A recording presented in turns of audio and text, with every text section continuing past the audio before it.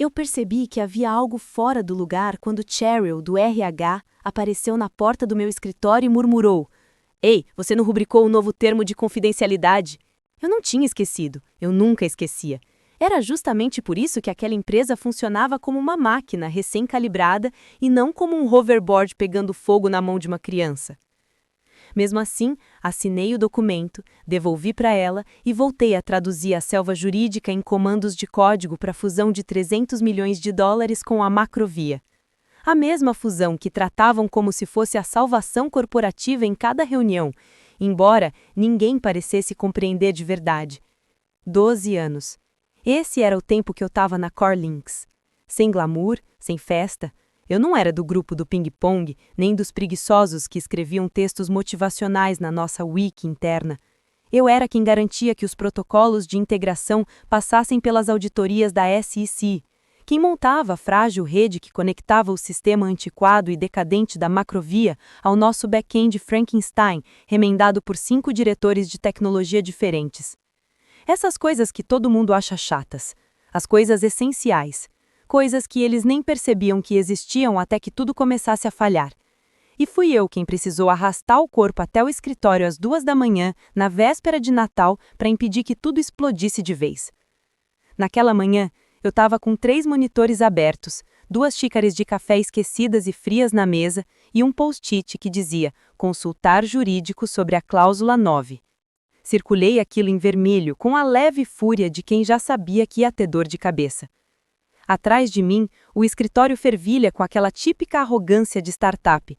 Gerentes de projeto desfilavam como se tivessem inventado o calendário, desenvolvedores discutiam se JSON tinha emoção suficiente e um estagiário tocava os mesmos 30 segundos de uma música do Kendrick em looping, até eu quase grampear os AirPods dele na mesa.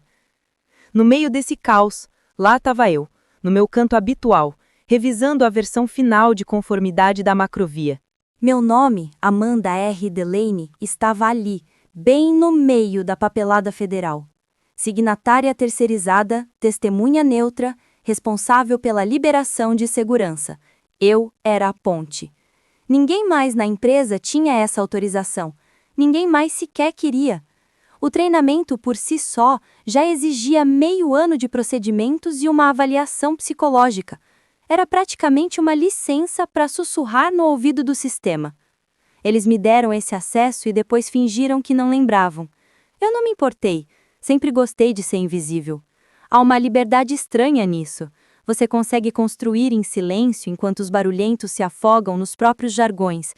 Eu nunca quis palco, só queria meus sistemas arrumados, documentação impecável e meu café sem interrupções. Ah, e se você ainda está aqui e não é inscrito no canal, você está procrastinando, né? Aperta o botão e deixa seu like. Mais de 90% de vocês só aparecem sem dar apoio nenhum. Eu vejo as estatísticas. Vai lá, ajuda a manter a equipe viva enquanto a gente rala para contar essas histórias. Ok, acabou o desabafo. As únicas pessoas que realmente percebiam a importância do meu trabalho eram as que entendiam o quanto tudo era frágil. Terry e Joanna, do jurídico de compliance da Macrovia, meu ex-chefe antes de largar tudo para criar o Pacas ou qualquer desculpa absurda que ele contou. Para a maioria, eu era só Amanda, da área de integração, quietinha, de meia-idade, sempre arrumada, movida à cafeína e constantemente subestimada. Até o dia em que Tate apareceu. Mas não vamos acelerar demais a história. Naquele dia, entrei no sistema de autorizações para enviar minha documentação final. O acordo com a Macrovia seria concluído em 72 horas. Minha aprovação era a etapa final. Tudo estava pronto. Meses de trabalho, protocolos backing, gatilhos de auditoria, checagens externas, conformidade cruzada, tudo redondo. Mas eu travei. Alguma coisa não batia. Eu não sabia o quê. Não exatamente. Abri minha pasta pessoal, marquei como contingência e revisei novamente a cláusula que eu tinha destacado meses antes, só para garantir. Porque existe uma verdade que ninguém na Corlinks parecia entender. Eu não construía sistemas para eles, eu construía sistemas apesar deles. porque eu sabia que, em algum momento, eles tropeçariam na própria soberba e tentariam me culpar. E eu não ia servir de bode expiatório, não antes de acender um pavio e trancar a porta atrás de mim. Dizem que quando uma empresa quer te dispensar discretamente, ela faz isso numa quarta-feira de manhã e ainda oferece bagels de brinde. Foi exatamente assim que começou.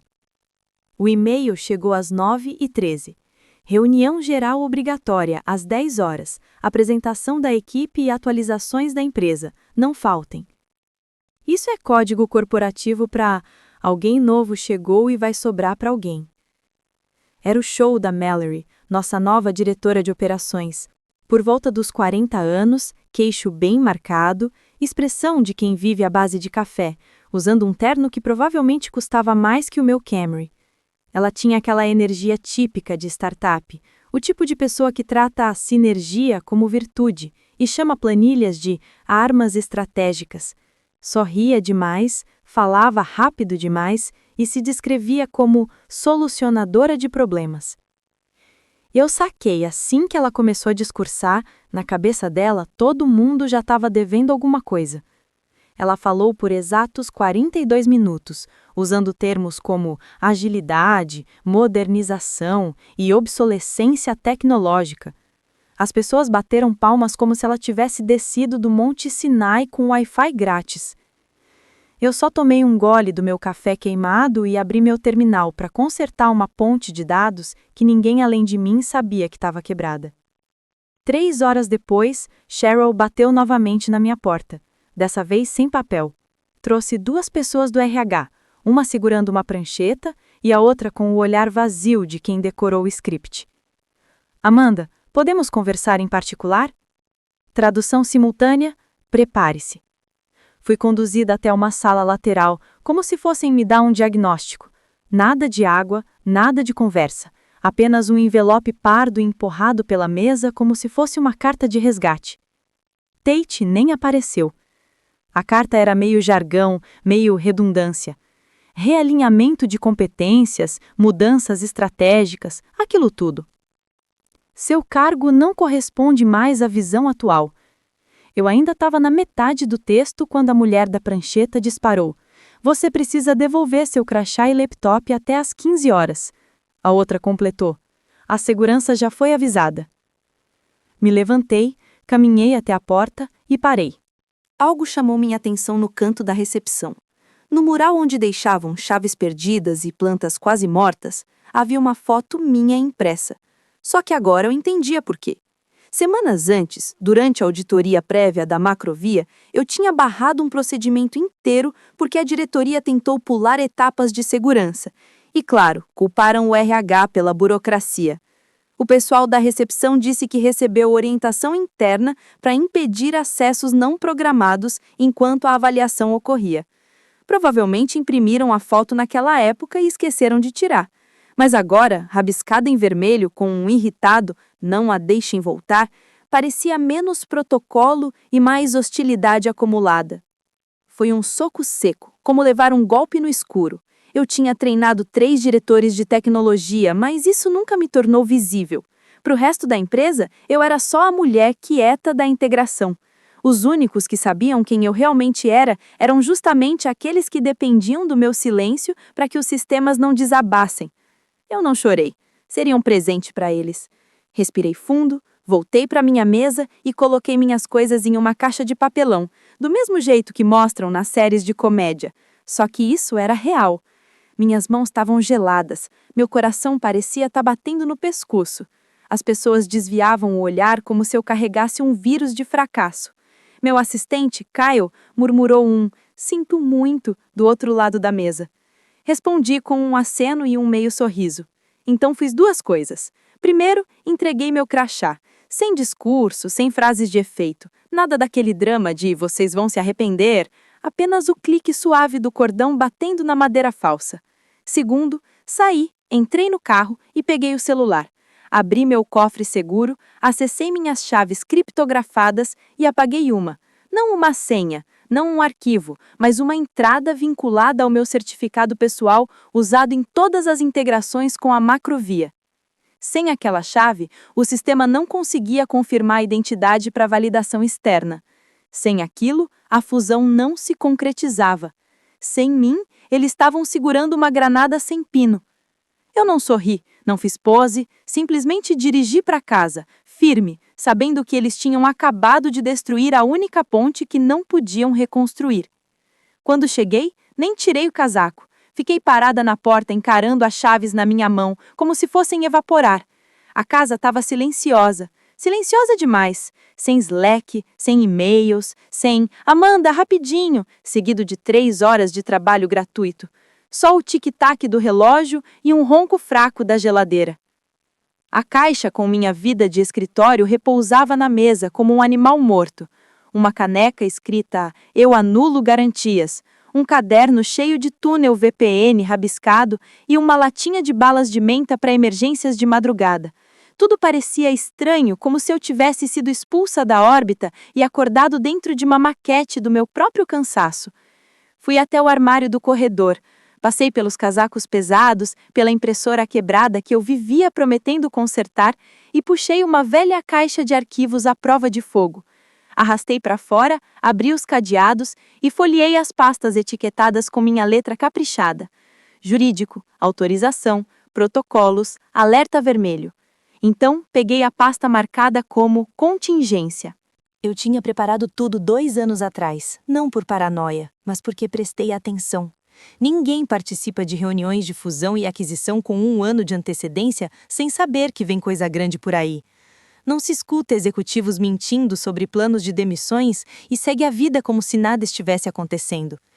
A pasta era pesada. Pesada demais para alguém supostamente presa a sistemas legados. Folheei os organogramas, os diagramas da plataforma, os e-mails da SEC e encontrei o que buscava. A lista de verificação original do protocolo da Macrovia. Meu nome aparecia no rodapé de cada página como autoridade neutra certificada de ligação terceirizada. Virei até as 2 últimas folhas. A cláusula 9C, que tratava da rescisão do contato designado sem substituição formal e recertificação, anulava o status de conformidade e congelava toda a validade jurídica do protocolo de aquisição. Em outras palavras, se me demitissem, sem colocar alguém no meu lugar que passasse por verificação de segurança e cumprisse todas as etapas, a fusão viraria um enfeite jurídico de 300 milhões de dólares. Não, Amanda, sem acordo. Sentei devagar, sentindo as bordas do papel arranharem meus dedos como se soubessem o valor que carregavam. Eu nunca tinha mencionado essa cláusula porque ninguém jamais perguntou. Aliás, a maioria sequer leu os documentos da fusão. Preferiram me entregar café e assumir que eu manteria o trem nos trilhos enquanto eles posavam para o LinkedIn. Só que agora, isso tinha acabado. Eu não estava chorando. Essa parte de mim tinha congelado na sala de RH quando vi minha foto colada numa mesa como se eu fosse uma ameaça à segurança nacional. Não era luto, era precisão. Eles não apenas me mandaram embora, detonaram o próprio cronograma. E o pior é que ainda nem tinham percebido. Provavelmente estavam numa sala de reunião comemorando minha saída inesperada e imprimindo um novo organograma com o sorriso treinado do Tate no topo. Mudei o protocolo para assinatura final offline. Minha assinatura deveria estar ali. Mas agora, ninguém colocaria tinta naquele espaço. A lista de verificação não era um ritual vazio. Era uma exigência federal. Estava vinculada a bancos de dados de conformidade, termos de privacidade, autorizações bancárias internacionais, todas aquelas armadilhas sem problema algum que os advogados garantiram desde que eu permanecesse na empresa. Pois é, recostei-me na cadeira, deixei a pasta descansar no colo e soltei o ar devagar. Não era vingança, não era sabotagem, era consequência. Você remove a pedra angular e o arco cede. Física simples. Peguei meu laptop antigo no armário, liguei e abri o disco criptografado que não tocava fazia 6 meses. Lá dentro estavam backups, cadastros de servidores, protocolos de handshake de ligação, tudo o que agora eles teriam que reconstruir do zero com um cara chamado Dustin, que ainda errava a VPN no 3º dia. Conferi os registros. Confirmei que a exclusão que fiz do meu celular mais cedo já tinha se propagado até o servidor federal de Handshake. Tinha data, hora, estava bloqueado e não podia ser revertida.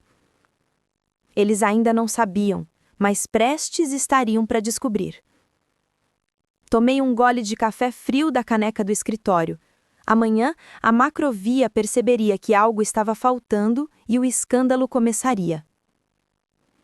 A ligação levou menos de 4 minutos.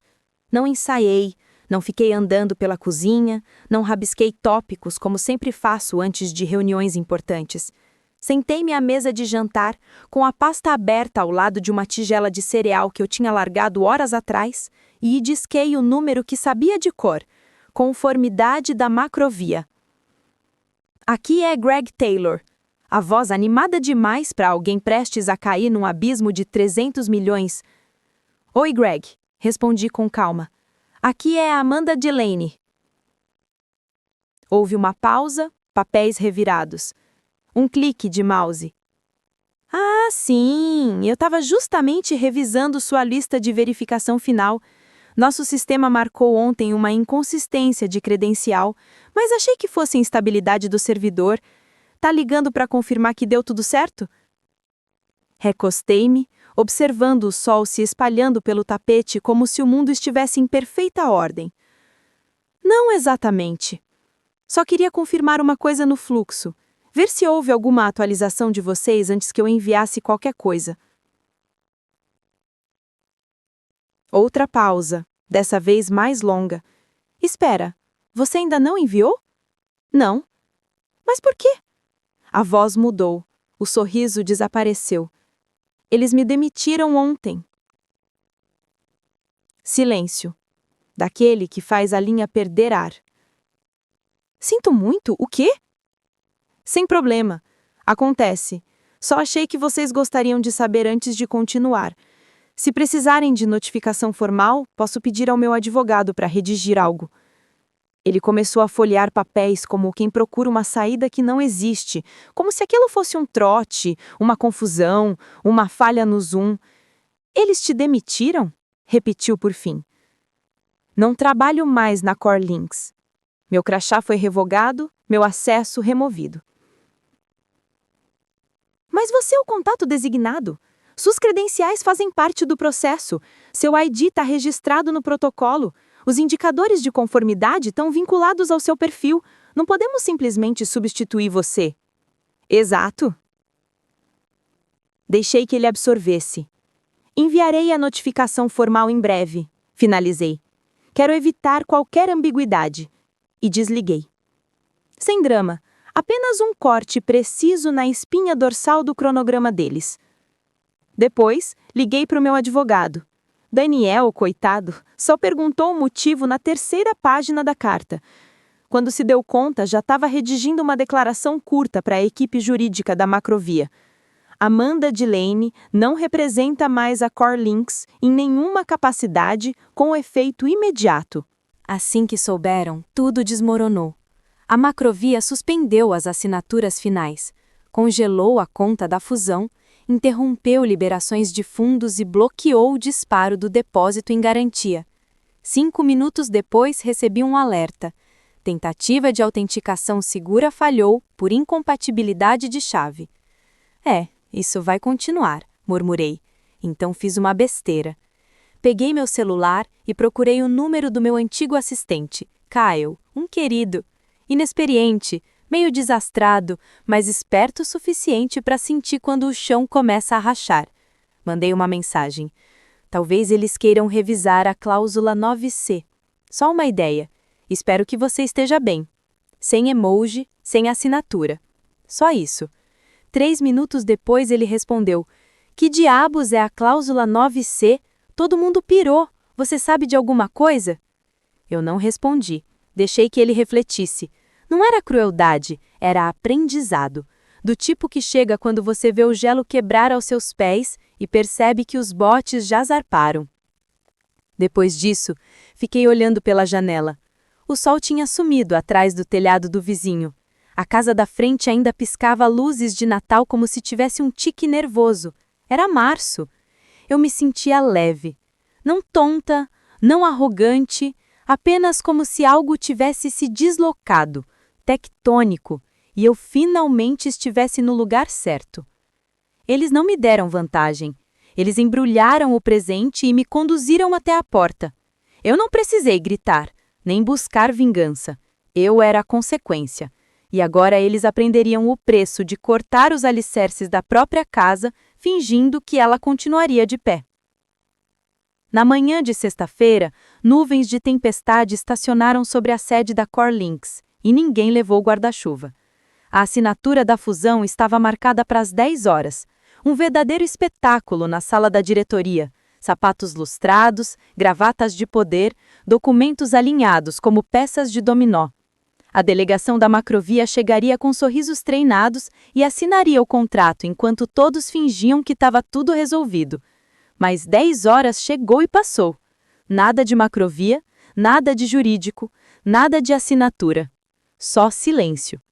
Às 10h12, Tate estava parado na porta da sala de conferências, uma mão no bolso e a outra fazendo a caneta Sharp clicar de forma nervosa, como se pudesse transformá-la numa varinha mágica para consertar a própria bagunça. Bom, disse ele, tentando esboçar um sorriso torto. Você sabe, como essas empresas tradicionais são lentas e burocráticas. Vamos resolver isso internamente. Ele repetiu essa última frase como um mantra. Mas o problema já era interno. Porque 3 andares abaixo, alguém tinha começado a cochichar sobre a cláusula 9C. Aparentemente, Kyle não conseguiu segurar. Coitado do coração acelerado da geração Z. Ele comentou sobre a cláusula com o analista júnior, que prontamente fuçou a unidade compartilhada da empresa, encontrou uma cópia antiga da minuta original do protocolo de fusão que eu tinha enviado meses antes e mandou uma captura para um amigo do jurídico, e o caos começou. Às 11h37, a conversa já estava circulando pelo Slack.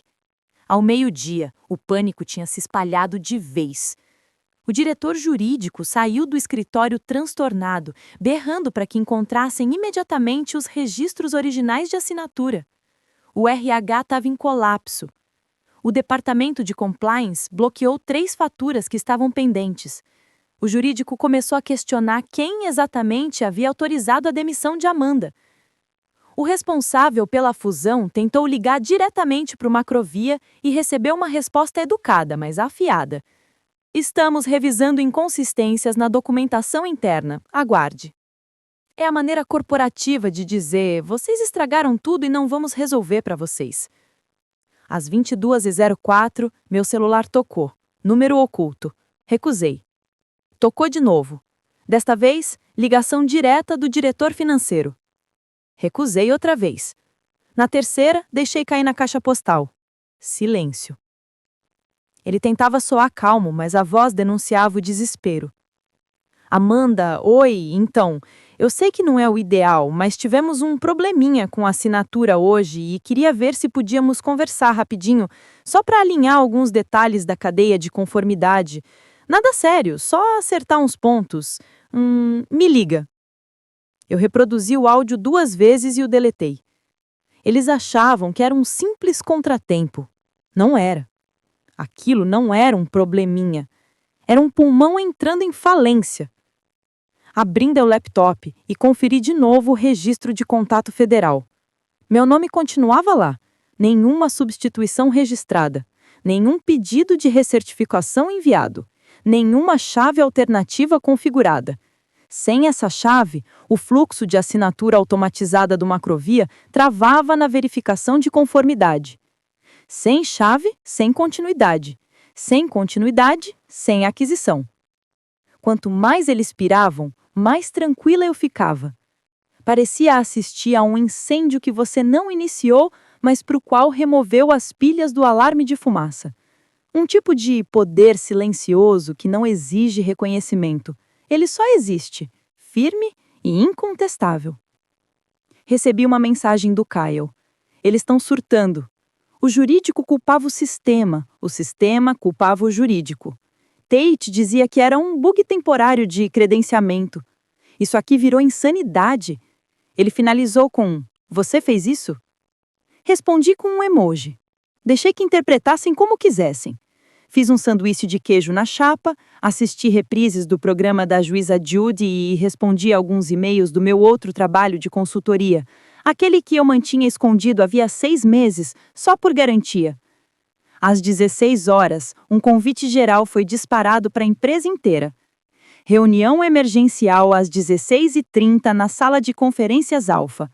O assunto dizia realinhamento e planejamento estratégico, leia-se, controle de danos. Aquela sala estava prestes a virar um mar de jargões e suor frio. E eu? Eu nem fazia mais parte da lista de convidados. Só observava, quieta e sólida, deixando o caos se expandir sozinho. Às 9h06 da segunda-feira, o e-mail chegou. O assunto era gelado de tão burocrático. Sobre a aquisição pendente, era necessária revisão imediata de conformidade. O corpo era ainda mais cortante. A quem interessar possa, a senhorita Amanda Delaney não possui mais obrigações profissionais, contratuais ou de consultoria com a Corlinks, com efeito retroativo à data de sua demissão. Todas as obrigações de conformidade relativas à aquisição pela Macrovia estão extintas. Ainda acrescentou um parágrafo elegante sobre conhecimento proprietário e independência entre fornecedor terceirizado e contratante. Eu não tinha pedido nada, mas Daniel é competente. Ele sabia exatamente o que viria. No instante em que aquela carta entrou na caixa de compliance da Macrovia, a porta se fechou. Legalmente, estruturalmente, operacionalmente. Eles não podiam simplesmente contratar outra pessoa e seguir como se nada tivesse acontecido. O acordo não era um PDF que dava para reenviar.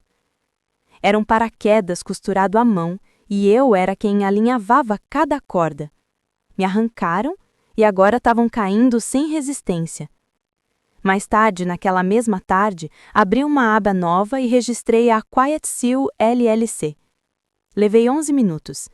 Registrei a conta do agente, pendente. Assim, de repente, Amanda Delaney deixou de ser funcionária. Virou entidade, fornecedora. Um firewall com endereço comercial e cláusula de licenciamento. Meu celular ficou mudo o dia inteiro, sem mais ligações do financeiro, sem mensagens desesperadas do Caio, mas eu sentia as ondas da sala de reuniões ecoarem a 3 quarteirões de distância, porque os rumores já começavam. Será que Amanda tinha participação nos dados da Macrovia? Será que foi ela quem construiu a ponte de dados original? Será que sempre atuou como fornecedora? Não, mas eles queriam acreditar que sim, porque a alternativa era encarar a realidade. Eu era apenas um fantasma assalariado que eles ignoraram até eu me tornar a peça que sustentava toda a estrutura deles. Engraçado como as pessoas reescrevem o passado quando o presente está pegando fogo. À noite recebi uma mensagem de um número desconhecido. 2 palavras. Jogada de mestre. Sem nome, sem cargo, talvez alguém do jurídico, talvez o diretor de operações da Macrovia. Ou talvez outro fantasma observando tudo em silêncio. Eu não respondi. O jogo tinha acabado. Aquilo não era mais retaliação. Era arquitetura. Linhas precisas, um desabamento limpo. Um prédio antigo vindo abaixo não com explosivos, mas com técnica. Um único parafuso removido. Uma chave desativada. Uma assinatura que nunca existiu. A traição não doía mais. Tinha sido ultrapassada. Agora eu me sentia focada, livre, leve. Em algum lugar no centro da cidade, Tate provavelmente suava frio, encarando uma sala de conferências de vidro enquanto alguém apontava para a cláusula 9, a letra C, projetada na parede com cara de ameaça. E eu? Acrescentando um novo slogan ao rascunho do site da minha LLC. Conformidade jurídica garantida, sem concessões. Soava perfeito. Tava na hora de lembrarem quem construiu a maldita ponte. Tudo começou com um sussurro no elevador. Uma daquelas conversas de lábios secos e olhos arregalados que executivos acham que ninguém ouve. No meio da manhã, A situação já era histeria no conselho. Alguém vazou um documento com observações da equipe jurídica da Macrovia. A demissão de Amanda Delaney anulava a legitimidade da aquisição. A frase ecoou pelos corredores como uma granada sem pino. De repente, os diretores sentavam mais eretos nas cadeiras. Telefones não paravam. Advogados berravam uns sobre os outros como cães confinados, enquanto a equipe de relações públicas preparava comunicados de contingência caso a história vazasse. E vazou. Um blog financeiro publicou uma nota anônima. Empresa de tecnologia de Ohio perde ativo crucial de compliance durante fusão. Negócio suspenso. 300 milhões de dólares em risco. Não citaram nomes, mas não precisavam. Dentro do prédio, o ar ficou gelado. O diretor financeiro me ligou novamente. Dessa vez, nem tentou mascarar o desespero. A voz tremia, rompendo como um balão prestes a estourar. Amanda, pelo amor de Deus, isso é culpa sua. Você está nos mantendo reféns. Você não entende a gravidade? Isso pode destruir a empresa. Você não pode simplesmente ir embora. Não respondi. Só observei a tela vibrar sobre a mesa. Parou. Depois, outra mensagem. Deixei tocar. O tom agora era um pedido. Amanda, estamos dispostos a ser flexíveis. Por favor, retorne. Podemos resolver isso. A Macrovia não aceita outro nome. Continue dizendo que houve discrepância de pessoal e que legalmente você nunca foi substituída. É só uma questão técnica, certo? Podemos resolver. Por favor. Clique. Vi a forma de onda carregar na caixa de entrada e excluí, sem ouvir novamente. Não era uma questão técnica. Era toda a estrutura. Eles não apenas removeram uma peça do mecanismo, eles riscaram o palito inteiro no alicerce e pareceram genuinamente chocados quando tudo veio abaixo. A Macrovia não cedeu, sem alternativas temporárias, sem contatos provisórios, sem substituições improvisadas. A resposta oficial deles coube em 3 linhas. Não aceitamos autorização provisória conforme cláusula 9C. Termos de aquisição anulados. Contrato suspenso. Tate tentou disfarçar o pânico numa reunião, dizendo que reconstruiríamos a confiança, seja lá o que isso significasse naquela altura. Alguém do jurídico quase engasgou de tanto rir. O diretor financeiro parecia à beira de um colapso nervoso. E então, eles fizeram uma escolha desastrosa. Acharam que conseguiriam resolver tudo do jeito antigo, no improviso, na pressão, na boa e velha encenação presencial. E decidiram mandar alguém até minha casa. No fim da tarde, um Lexus cinza apareceu torto na entrada da minha garagem. Um homem de blazer desceu segurando um envelope pardo e uma esperança que, de tão frágil, cheirava a desespero no ar frio. Ele tocou a campainha. Esperou, tocou de novo. Eu estava ali dentro, em silêncio, com as luzes apagadas. Sentada à mesa da cozinha, tomando chá, enquanto um jazz suave preenche a casa como um suspiro.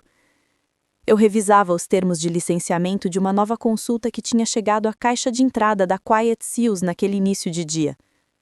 O homem bateu à porta. Permaneci imóvel. Observei tudo pela câmera da campainha. Ele andando inquieto, checando o celular, murmurando. No fim, largou o envelope preso na tela da porta e voltou ao carro. Deixei-o lá até o vento levar. Não era preciso abrir. Eu já sabia o conteúdo. Desculpas cuidadosamente formuladas, propostas recicladas, indícios vagos de reintegração e restabelecimento de alinhamento. Eles ainda acreditavam que aquilo dizia respeito a um emprego.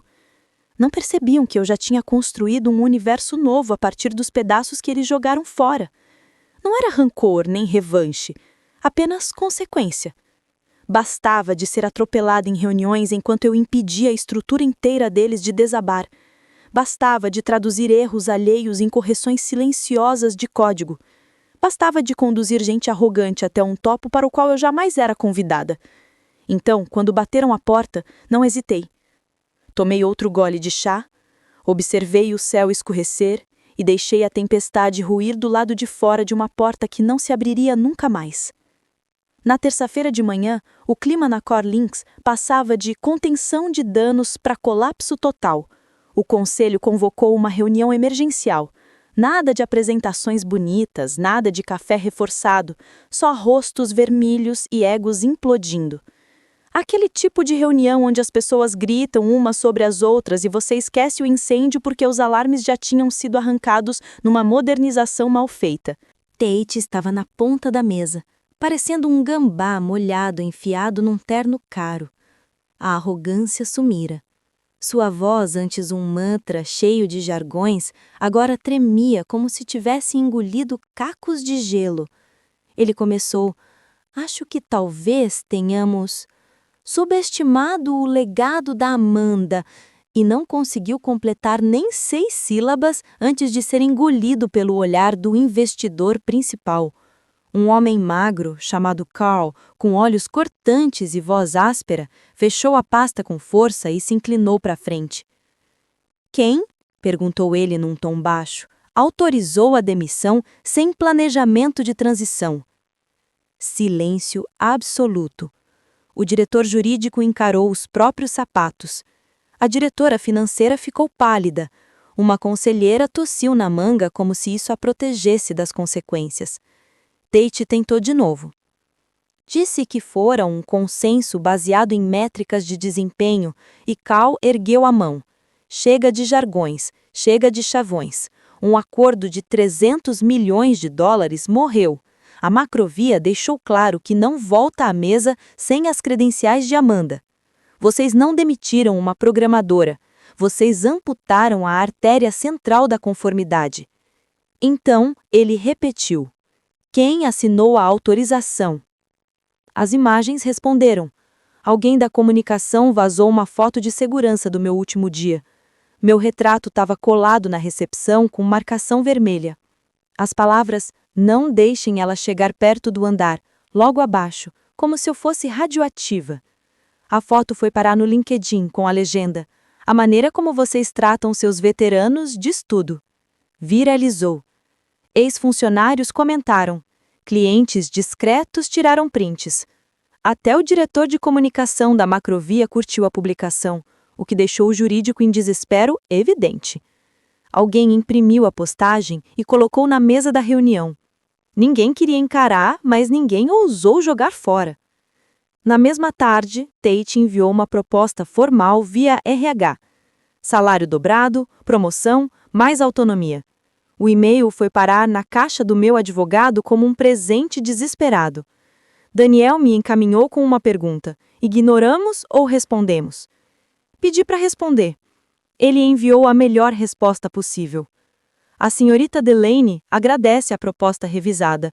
Contudo, ela não é mais funcionária da CoreLink Systems. Caso desejem contratar seus serviços novamente, a Quiet Seal LLC oferece licenciamento limitado, taxas de mercado aplicáveis, pagamento inicial necessário, contratação sujeita à disponibilidade. Simples, direto, sem crachás, sem fofocas, sem adesivos colados em pastas. Tudo resolvido naquela mesma noite. Os canais internos da Corlinks explodiram de novo. A proposta vazou. Alguém do RH, provavelmente já exausto, colou a resposta em um tópico chamado Atualização Urgente da Equipe.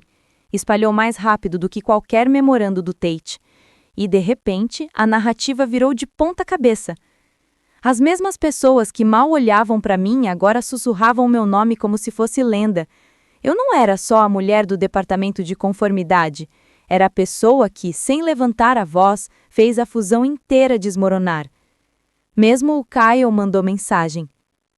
Você realmente disse para dobrar e saiu andando, hã? Não respondi, porque ele não estava errado. Eu não tinha queimado a ponte, só transformado em uma estrada pedagiada.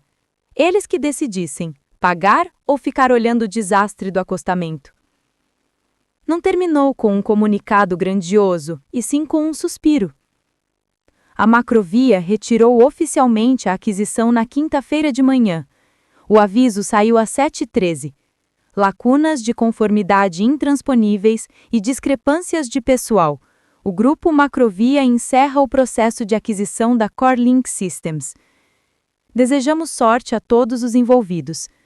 4 frases, frias e precisas. Uma bala embrulhada em seda. Às 9 da manhã, as ações da Corlinks despencavam. 300 milhões de dólares em valor projetado simplesmente evaporaram como um número riscado no quadro. Ao meio-dia, um funcionário da área financeira vazou a gravação da teleconferência com investidores. Um massacre. O investidor principal gritava. O jurídico tergiversava. Tate aparentemente saiu no meio da reunião com o microfone aberto. Vi a renúncia do CFO por webcast. Pálido, derrotado, recitando o discurso padrão de novas oportunidades e mais tempo com a família, como se alguém acreditasse. Eu nunca mais voltei ao prédio, nem quando mandaram outro mensageiro com nova oferta, nem quando o diretor de tecnologia interino pediu para conversarmos tomando café, mas atendi o mensageiro que chegou na sexta pela manhã. Ele me entregou uma caixa de veludo, quadrada, sem remetente, só um selo dourado que reconheci da sala de diretoria da Macrovia. Dentro, envolto em seda, havia um bilhete escrito com caligrafia firme. Da próxima vez, eles saberão quem construiu a ponte. RM, CEO do grupo Macrovia. Sem bajulação, sem apelo, apenas reconhecimento silencioso. Aquele tipo de reconhecimento que não estoura confete, apenas acerta. Coloquei a caixa na estante entre as pastas da fusão e o acordo operacional de sigilo. Depois voltei à minha nova mesa. Meu escritório em casa não cheirava a café queimado e ambição vencida. Cheirava a pinho fresco e controle. 3 telas se acenderam. Nenhuma conectada ao Slack. Nenhuma presa a alguém que me chamasse de legado. A Quiet Seal LLC acabara de fechar contrato com um terceiro cliente. Um deles era a própria Corlinks. Eles não queriam, precisavam. Estavam licenciando uma das integrações antigas que eu tinha desenvolvido, a mesma que antes chamavam de ultrapassada. Agora, a Critical e eu controlávamos todas as chaves. Cobrei 4 vezes o valor original. Não houve protestos, desta vez eles entendiam. Enquanto o sol passava pelas persianas, enrolei as mãos na xícara quente de café e vi a luz refletir na caixa de veludo. Uma manhã tranquila. Sem reuniões, sem incêndios falsos, só nitidez. Meu celular vibrou. Novo e-mail. Assunto: solicitando respeitosamente seus termos. Sorri, tomei um gole lento, deixei o café escorregar pela língua antes de engolir. Que o mundo gire, como quiser. Eu não corria mais atrás de nada. Agora, eu era os termos. Obrigada por vigiarem vocês mesmos, idosos espertinhos. A história de Amanda mostra que o verdadeiro poder nem sempre está em cargos altos ou discursos eloquentes, mas na compreensão silenciosa do funcionamento de sistemas e estruturas. Ser invisível, muitas vezes, significa ter liberdade para agir com precisão, sem distrações ou interferências. Ao ignorar o espetáculo das reuniões e concentrar-se no núcleo do que realmente importa, a integridade dos processos e protocolos, Amanda demonstra que conhecimento e responsabilidade são formas de autoridade que ninguém pode simplesmente revogar. Em um mundo corporativo, onde ego, jargão e aparências ditam comportamentos, sua história nos lembra que a atenção aos detalhes e a paciência estratégica podem transformar uma aparente fragilidade em força incontestável, e que a consequência de ignorar quem sustenta as estruturas pode ser devastadora para aqueles que se apoiam apenas em vaidade e burocracia. A lição central é que subestimar pessoas invisíveis é um erro grave. Aqueles que não fazem barulho podem ser os que realmente sustentam o sistema. Amanda construiu, manteve e protegeu uma infraestrutura complexa, enquanto os executivos se preocupavam com aparência e superficialidade. Sua demissão se tornou o gatilho que paralisou uma fusão milionária, mostrando que responsabilidade e conhecimento não podem ser substituídos por cargos ou títulos. Profissionais subestimados, quando ignorados, podem controlar o fluxo de forma decisiva. No ambiente corporativo ou em qualquer projeto, reconhecer e valorizar os pilares invisíveis é crucial. Ignorar essas bases não é apenas injusto, é estratégico. O sistema pode desmoronar sem que ninguém perceba até ser tarde demais. Agora me diz, se você estivesse na posição de Amanda, você também deixaria a empresa colapsar ou tentaria intervir de outra forma? Por quê? Qual foi a decisão mais estratégica de Amanda? A demissão silenciosa ou a criação de Quiet Seal LLC? Escreve aqui nos comentários, eu quero muito saber. E não esquece, deixa também o seu comentário com uma classificação de 1 a 10 para mostrar o quanto você gostou, porque assim eu consigo trazer mais vídeos que sejam interessantes para você. Se você gostou dessa história de estratégia, paciência e consequências corporativas, não esquece de deixar seu like e se inscrever no canal para mais narrativas cheias de suspense e reviravoltas.